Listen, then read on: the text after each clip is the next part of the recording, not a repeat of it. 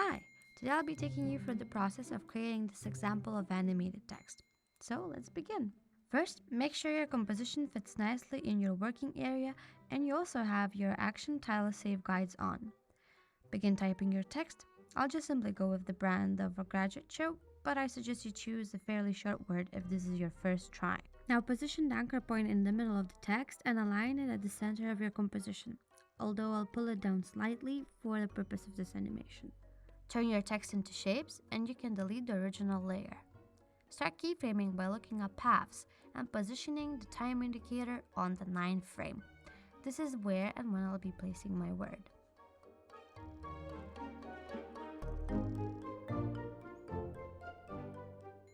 Let's copy our keyframes and paste them back in at 15 frames again.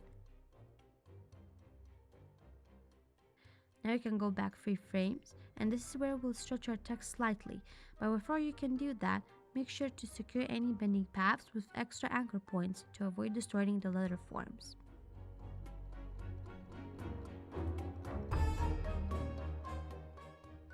Go in and select the upper anchor points of the letter forms. By holding Shift, make sure you deselect the ones that you don't need and check if you haven't missed any.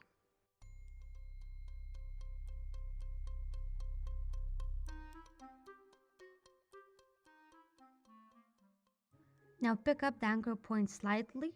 Oh, looks like I missed one there. Right, hold Shift and adjust the shapes. Now take the time indicator to the beginning and stretch the letter forms all the way up.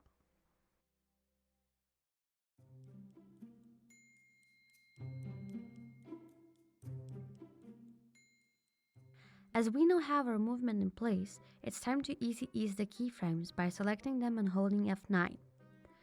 Then, just quickly adjust the velocity and speed values in the graph editor and make sure to select all points because we're working with multiple objects here and want them all to move in the same fashion.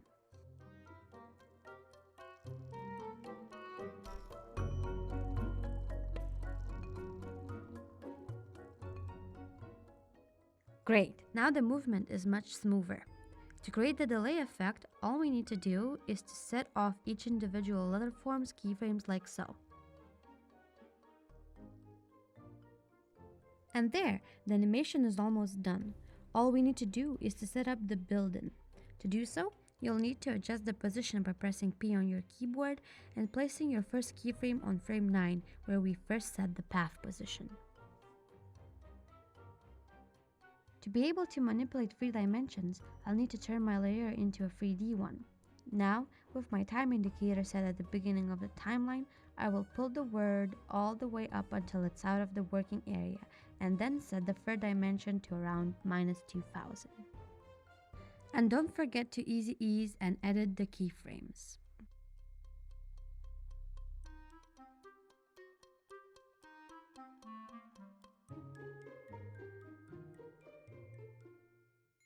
The movement is all done now. For the little colorful touch, create a new solid layer, and don't forget to name your layer. And it doesn't matter what color you choose now, so just click OK. Go to the Effects and Presets panel and type in Gradient. Here choose the 4-color gradient and drop it onto the layer. If you have a keen eye, you'll have noticed that I had a hidden layer. This is just a color scheme I set up beforehand. This way I can quickly select my colors. Now I'll just position them along the top where I want them to show.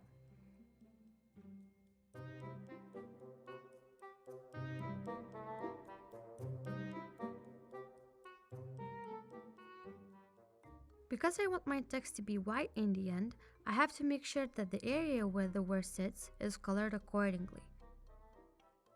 To do so, you can either create another solid or draw a shape like so. There are multiple ways to perform the same action on After Effects. With the solid layer selected and the correct tool chosen, I'll create a mask just a little above the middle.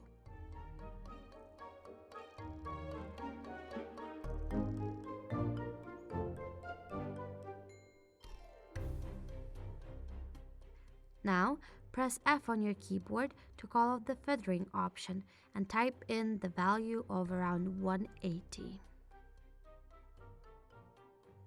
Let's pre-compose the two color layers and give them a name.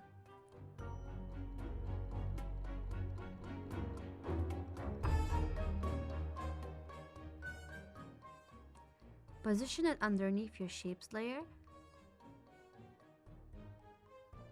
Toggle modes if needed and select Alpha Matte.